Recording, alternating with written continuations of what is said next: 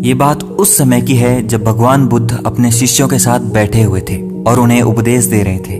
उन्होंने अपने शिष्यों से कहा कि क्रोध इंसान का सबसे बड़ा शत्रु होता है। क्रोध करने वाला व्यक्ति खुद को तो हानि पहुंचाता ही है, लेकिन साथ ही साथ दूसरों को भी कष्ट पहुंचाता है। वो हर वक्त प्रतिशोध की आग में जलता है और अपने जीवन को बर्बाद करता रहता है। जब बुद्ध के उपदेश खत्म होने वाले ही थे, वहीं पास से गुजरते एक व्यक्ति ने बुद्ध से बोला, तू एक ढोंगी है, तुम्हारी सारी बातें मनुष्य के रहन सहन से बिल्कुल विपरीत हैं। तू जो कुछ भी कहता है उसे अपने जीवन में अनुसरण नहीं करता और दूसरों को ये सब करने को कहता है। उस व्यक्ति के इतना सब कुछ कहने पर भी महात्मा बुद्ध ने कोई प्रतिक्रिया नहीं दी और वे शांत बैठे रहे। लेकिन ऐसे में वो व्यक्ति और भी ज्यादा गुस्सा हो गया और गुस्से में आकर उसने महात्मा बुद्ध के मुंह पर थूक दिया। लेकिन इसके बाद भी महात्मा बुद्ध को गुस्सा नहीं आया, वो शांत थे। उन्होंने अपना मुंह पोंछा और ध्यान मुद्रा में बैठ गए।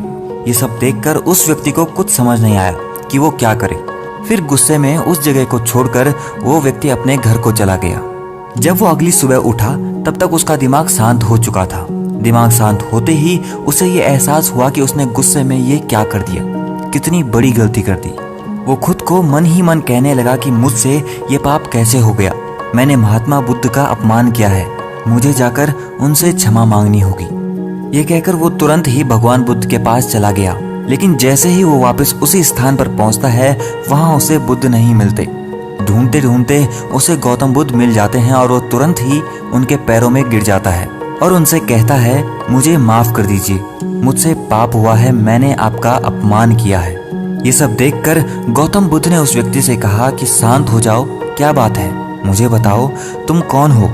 गौतम बुद्ध के ये पूछने पर वो व्यक्ति चौंक गया और सोचने लगा कि बुद्ध मुझे कैसे भूल सकते हैं, मैंने तो उनका सभी के सामने अपमान किया था।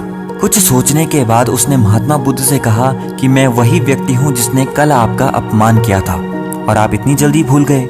इस बात पर बुद्ध बोले, हमें कल की बातों को कल पर ही छोड़ देना चाहिए। वो अच्छा हो या फिर बुरा, उसके बारे में बार बार विचार नहीं करना चाहिए। मैं बीती हुई बातों को पीछे छोड़कर आगे चलता हूँ और ऐसा ही हम सबको भी करना चाहिए। महात्मा बुद्ध की ये बातें सुनकर वो व्यक्ति उनसे बहुत प्रभावित हुआ और बुद्ध को अपना गुरु मानकर उनका शिष्य बन गया। यहाँ पर हमें ये सीख मिलती है कि क्रोध करना हमारे लिए काफी हानिकारक हो सकता है।